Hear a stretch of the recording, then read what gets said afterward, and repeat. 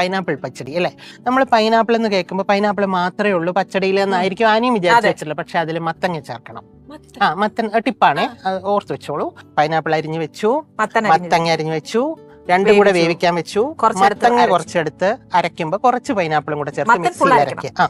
എല്ലാം കൂടെ കുറച്ച് പൈനാപ്പിളും കൂടെ ചേർത്ത് അരയ്ക്കുക. എന്നിട്ട് അത് വെണ്ണ പോലെ ആക്കി അതും കൂടി ഇതിനകത്തോട്ടിട്ട് വേറെ കുറച്ച് തേങ്ങ, ഒരു പിടി, ഒരു 4 പച്ചമുളക്, കുറച്ച് കടുക്, തൈര്, ഇത്രയും സാധനങ്ങള് മിക്സിയില് ഇല്ല, അത് അവസാനം ഇടാം. അതൊരു ഭംഗിക്ക് ഇടുന്നതാ, അത് വലിയ ആവശ്യമൊന്നുമില്ല. അപ്പൊ അത് മിക്സിയിൽ അരച്ച് ഇതിലോട്ട് ഒഴിക്കുമ്പോ കുറച്ച് പഞ്ചസാരയും കൂടി ഇട്ടിട്ട് പൈനാപ്പിൾ വേവിച്ചാൽ നല്ലതാണ്. എന്നിട്ട് ഈ ഒഴിക്കുന്ന സമയത്ത് കുറച്ച് മഞ്ഞപ്പൊടിയും കുറച്ച് ഉപ്പും, പാകത്തിന് ഉപ്പ് ഇട്ടിട്ട് തിളപ്പിക്കുക. തിളപ്പിച്ച് കഴിയുമ്പോൾ തന്നെ നല്ലൊരു കുറുകിയ പാകത്തിനായിട്ടുണ്ടാവും. അതിലേക്ക് വെളിച്ചെണ്ണയിൽ, നെയ്യിലല്ല, ഇത്തവണ വെളിച്ചെണ്ണയിൽ കടുക് വറുക്കുക. കടുകും മുളകും കറിവേപ്പിലയും വറുത്ത് അതിന്റെ മുകളിൽ ഇടുമ്പോ നല്ല വയലറ്റ് മുന്തിരിങ്ങ ഒരു 4 എണ്ണം അതിന്റെ മുകളിൽ ഇങ്ങനെ നിട്ടേക്കും, ഒരു ഭംഗിക്ക്. എന്നാ നല്ല പൈനാപ്പിൾ പച്ചടി കിട്ടും. അപ്പൊ